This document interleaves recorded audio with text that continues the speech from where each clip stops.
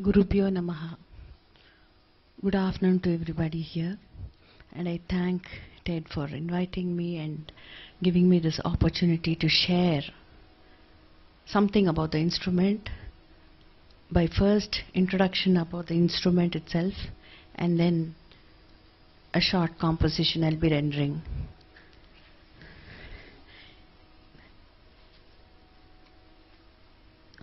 Initially I thought, why not I just perform?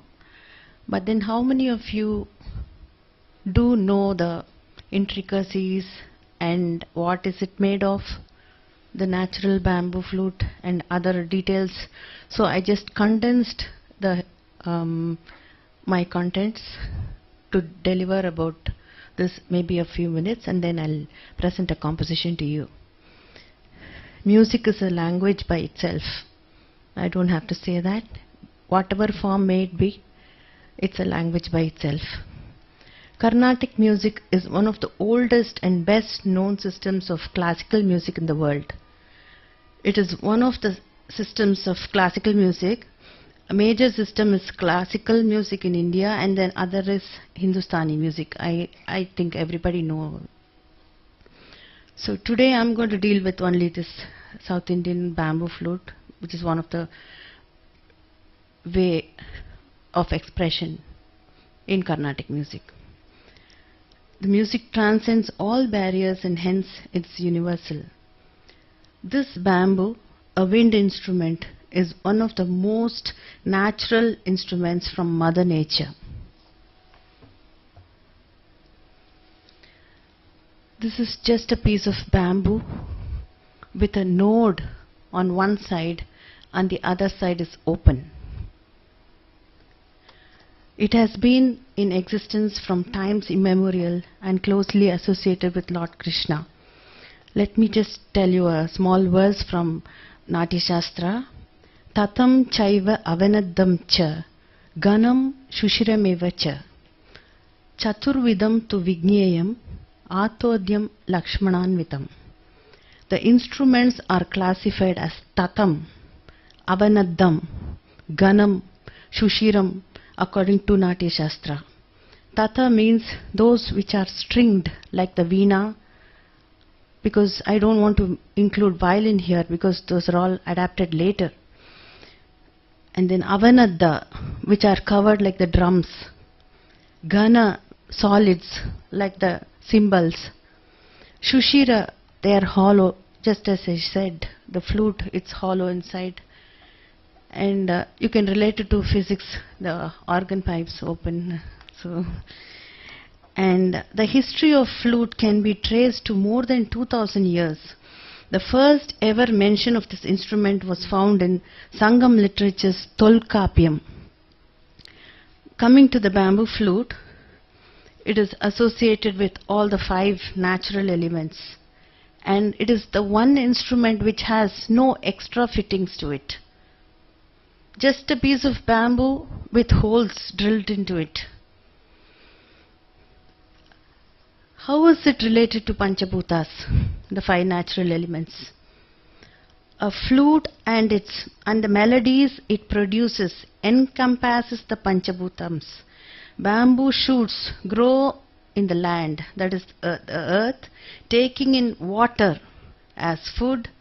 It absorbs the breath while we blow, the heat produced while we blow, which is the fire, resulting in the sweet music that emanates through the air, and this divine music gently emerges with the atmosphere, which is the sky.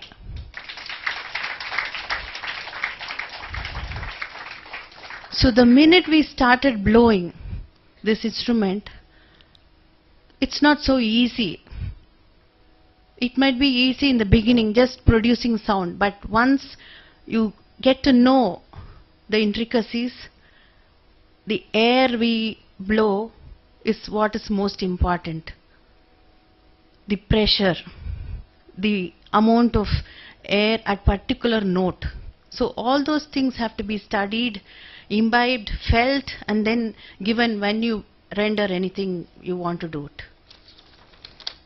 The flute melody can be compared with human voice. This is the probably closest instrument which can be related to the human voice. Both are monophonous, that is capable of producing only one sound at a time, okay? But in flute, sometimes when you blow at a particular level, the frequency, you can hear two notes, but it's not you cannot sustain much in those two notes. While playing the flute, the air from the lungs first passes through the aperture between the vocal cords without setting them in vibration, enters through the blowing hole or the mouth hole and gives notes of different pitch. The vibrations in pitch is caused by changes in length of the air column by closing and opening the finger holes. That's how the notes are produced. Flute music is Shruti Pradhana and Gamaka Pradhana, just like vocal. So you adhere to the Shruti, which is very difficult, but it should be here so that you can adjust. You have to keep adjusting while you play. It's not something like you set and then you play. So you have to have that chemistry with relationship with the tambura and yourself. And another thing is about the instrument, it's easily weather prone. Once the climatic condition is hot, slight increase in this pitching will be there. So that has to be controlled by blowing or by application of water. And similarly, when the weather condition is cold, see, the reason is you can all see the wooden doors in your houses. In winter, you cannot close it because the wood expands. And in summer, it contracts. So the minute it expands, the Shruti goes a bit down. And when it expands, it goes down, contracts, it goes up. So everything has to be controlled while you blow.